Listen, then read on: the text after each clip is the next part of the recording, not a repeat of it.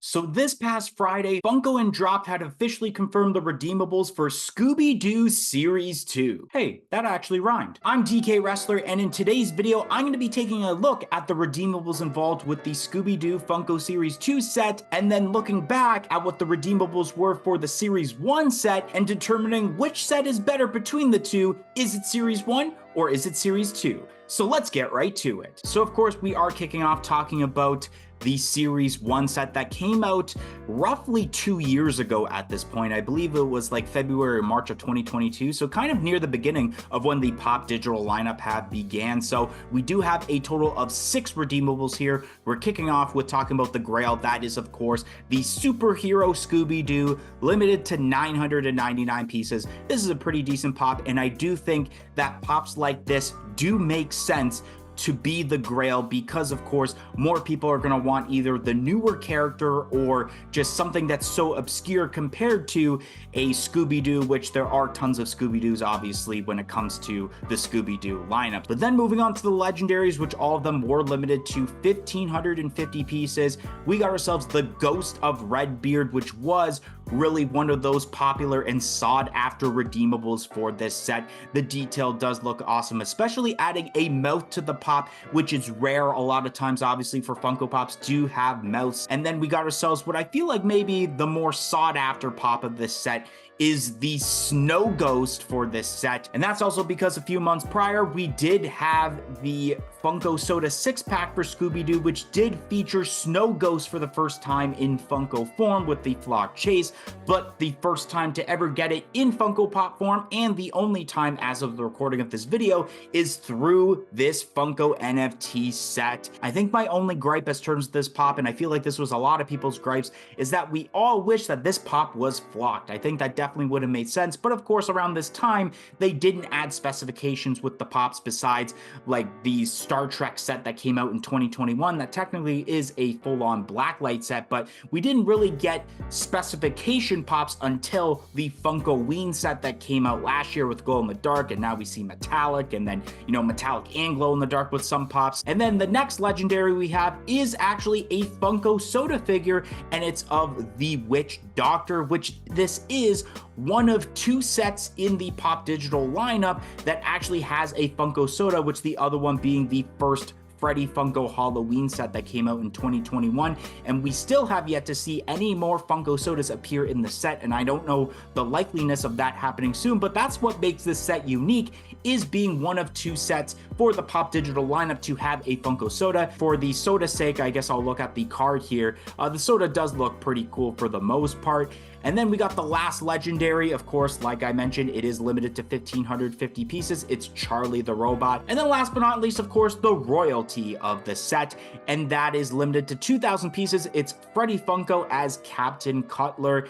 And for the most part, this is a pretty decent pop. I think once again, when it comes to gripe, that a lot of us wish this was a glow-in-the-dark pop, just like the OG Captain Cutler pop that released on the Funko Shop back in 2019, I believe it was. The overall design does look nice though, with the seaweed, and then you have the green crown and everything. It does look pretty decent though, I'll give it that. And of course, now we're going to be talking about the upcoming Funko Series 2 of Scooby-Doo, and overall, I do like the redeemables, including a brand new rarity involved in the set. But of course, we're going to kick off talking about the Grail. 999 pieces. It is the Black Knight. It's one of those monsters that have been highly requested for so many years as terms of the Scooby-Doo lineup, and now we have it here, but it's in NFT form. And this was actually one of the pops that I got correct when I originally predicted what was possibly going to be in this set. And I also do like the fact that, of course, this is a metallic specification pop. It definitely makes sense for, of course, the shiny armor that is involved with the Black Knight's outfit. And this is one of those pops that I feel is going to be really sought after as a Grail because of the fact that it is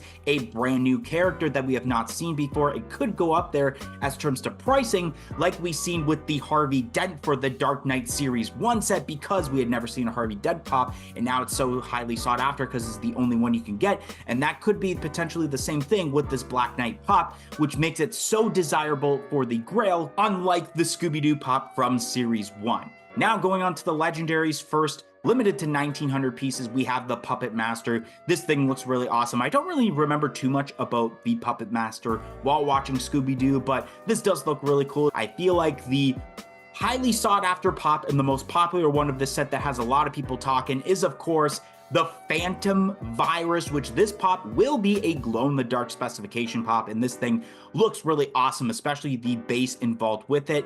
And this really surprised me, considering that I felt like this was one of those pops that I didn't know if Funko was ever going to make it, and if they were going to do it, would they do it for a normal set? Would they do it for a Comic-Con? Or in this case, would they do it for an NFT set? And well, it's an NFT pop. And continuing on with the legendaries, we have the Headless Spectre, which is pretty unique, not gonna lie, because of course it's one of the first Funko Pops, I wanna say, where you do have a body, but you don't have a head involved. And I do like that aspect in a way. I mean, what were you gonna do realistically with a head? Just add a translucent head to it? I don't know, it just would have looked dumb, and then people would have been complaining, oh, why didn't you just remove the head? So I think it was safe to say that maybe you just remove the head, and maybe this body is significantly bigger compared to the Funko Pop bodies, just to make it more oomph to what you're paying for to get this redeemable realistically. And then moving on to this brand new Scooby-Doo pop here, which brings the very first rarity of ultra rarity, which is limited to 5,000 pieces, and it's Scooby-Doo in disguise. Now, a lot of people were wondering about what an ultra rarity was, because it was hinted at when opening up packs of the Funimation and cosplay drop last week, when you were able to look through the sections and kind of search up specifically what section you wanted to look at as terms of your collection, and there was an ultra rarity listed. So there's a lot of speculation of what it could be. Could it be a new rarity for a redeemable? Could it be, let's say you collect the royalties for both series 1 and 2, and that is an ultra rarity?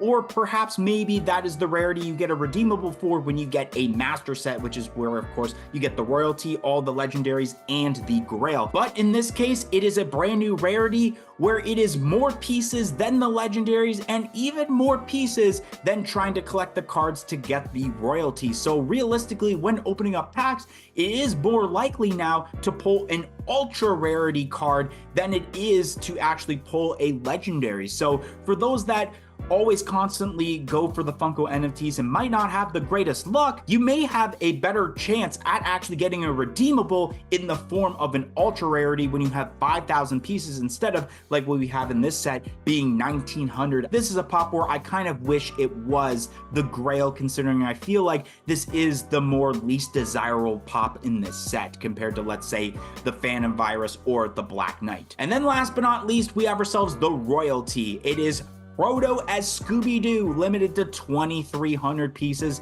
and this thing is amazing. And this was a huge thing of what I was talking about actually in, I believe it was yesterday's video, predicting the exclusives for the Box of Fun, where if you start doing Proto pops for stuff like that, that it's gonna be Proto dressed up as certain animals realistically, and this basically is showing off exactly what I was talking about, where it is Proto dressed up as, of course, Scooby-Doo himself, and this is based off of the pop of Scooby-Doo with the Scooby snacks. And now, since we are done talking about both of the series, I had to determine which one is better between Series 1 or Series 2.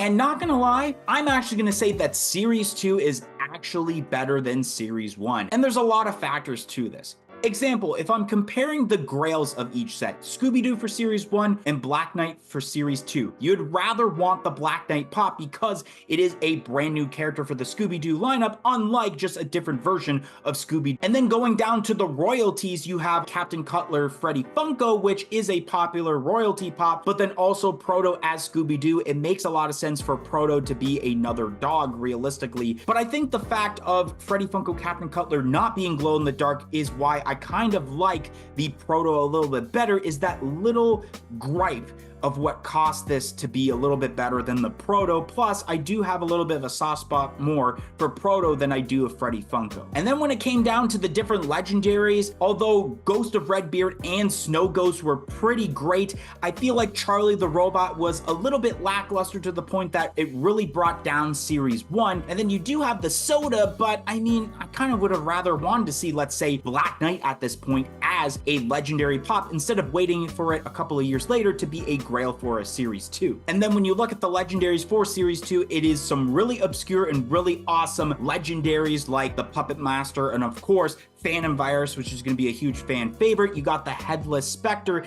and then of course the very first ultra rarity pop in that Scooby-Doo disguise. So introducing something new for the Pop Digital lineup also brings Series 2 up a little bit compared to Series 1. Anyways guys, that's going to be the end of today's video, and if you enjoyed today's video of me talking about what I thought was better between Series 1 or Series 2 of Scooby-Doo Funko NFTs, don't forget to like, comment, and subscribe. Let me know down below on what you think is better between Series 1 or Series 2, and I hope to see you guys in the next video on the channel. 1, 2, 3, I'm out of here.